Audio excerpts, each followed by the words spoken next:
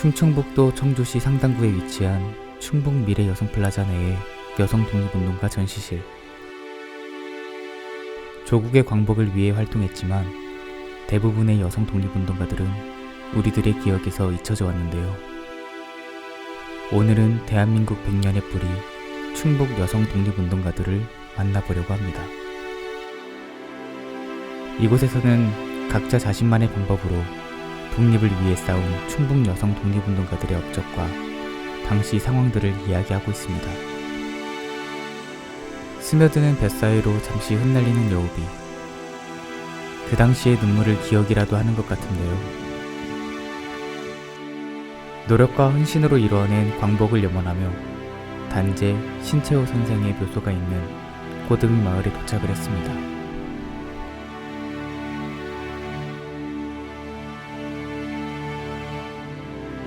이 사람을, 이 박자의 여사를 눈여겨본 분이 있었어요. 그분이 누구냐면 바로 그 베이징 독립운동의 대부였던 이회영 선생이, 이회영 선생하고 이제 그 부인이 이은숙 여사잖아요. 이회영 선생과 이은숙 여사가 아주 이 박자의 여사를 굉장히 눈여겨봤고, 그 다음에 그때 신채호가 그 이회영의 집에 머무르면서 같은 아나키스트로서 독립운동을 같이 하고 있었어요. 그러니까 신채호도 이제 혼자 건너와 있고 하니까 그 이은숙 여사하고 이회영 선생이 중매를 쓴 거예요. 일제강점 이후 독립운동단체인 간회를 설립하여 독립만세운동에 참가했던 박자의 선생.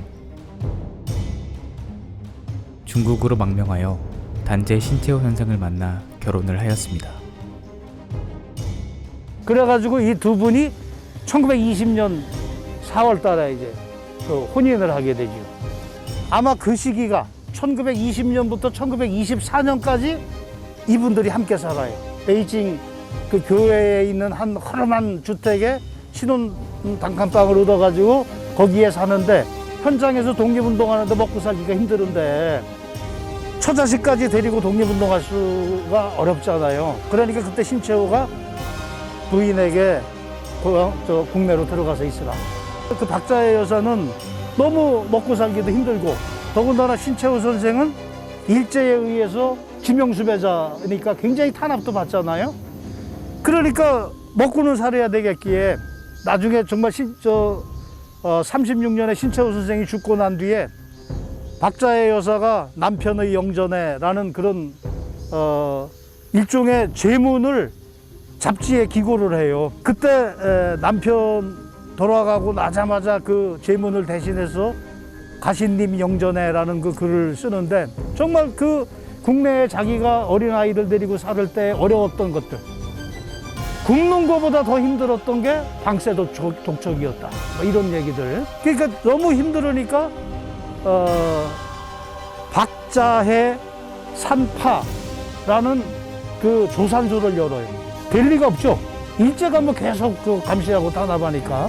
그러나 이제 몇 차례 기자들이 신채호의 부인이 이렇게 서울에서 산파를 열면서 어렵게 살고 있다, 뭐 이런 기사들을 여러 차례 내요. 그때 박자의 선생이 그 기자들의 방문을 받고 정말 어려운 자기 그 형편을 여러 차례 이야기를 하죠. 그러는 과정에서도 우리가 박자의 선생을 높이 평가하고 떠받들어야 할 것은 그저 어떤 그 생활고에만 찌들려 있는 생활만 하진 않았다라는 거죠. 틈틈이 남편의 원고를 받아서 신문사에 게재하게 하기도 하고, 또 남편이 비밀리에 보내는 서신을 국내 동지들에게 전달하기도 하고, 특히 이제 그 가장 백미를 이루었던 게 1926년에 나석주가 동양척식회사에 폭탄 던지잖아요. 박자의 선생이 신채호 선생의 사전 기별을 받고, 그 나석주 의사가 동양척식회사에 폭탄을 던질 수 있도록 그 길 안내 이런 것들을 다 한단 말이죠. 그러니까 단순히 어떤 그 남성의 부수적 존재로서의 여성이 아니라 그 자신이 어떤 그 내조라는 그러한 측면에서도 있었지만, 또 그 또한 독립운동을 한다는 거예요. 여성 독립운동가 박자의. 고등이 마을에서 박자의 선생의 노고를 가슴에 담아봤습니다. 충청북도 청주시 가덕면 가덕중학교에 자리하고 있는 삼강도서관. 여성 독립운동가인 신순호 선생이 당시 주화대표단 임무 수행을 위해 사제로 건립되었다. 광복 진선 청년공작대와 광복군의 여군으로 입대하여 해방 후에도 조국을 위해 주화대표단 임무를 수행했던 신순호 선생. 다방면으로 활약하며 오로지 독립만을 위해 애쓴 신순호 선생은 항일 독립을 위한 투쟁과 독립한 이후의 마무리까지 신순호의 삶 자체가 항일 운동의 과정과 끝이라고 할 수 있다. 신순호는 신건식의 딸이잖아요. 신순호가 몇 년생이냐면 신순호가 1900년. 그래서 한동안은 이게 잘 풀리지 않았어요. 야, 신건식이 1911년도부터 망명해가지고 중국에서 활동했는데 신순호가 1921년에 감옥에서 출생하지. 신순호 선생의 어머니이자 신건식 선생의 아내인 오건희 선생. 남편이 독립운동을 위해 상하이로 망명하자 홀로 남아 신순호를 키웠고, 남편과 해우한 후 본격적으로 임시정부의 독립운동을 지원하기 시작했다.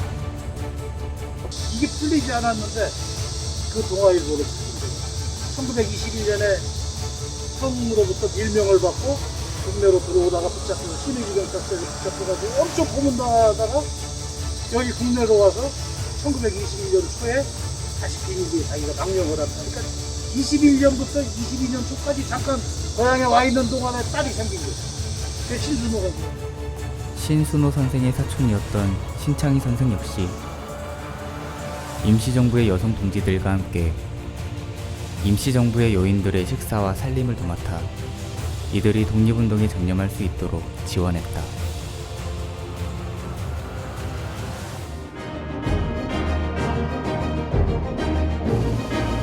광복을 위해 외로운 싸움을 했던 독립운동가들, 그중 여성 독립운동가들도 있었다는 사실.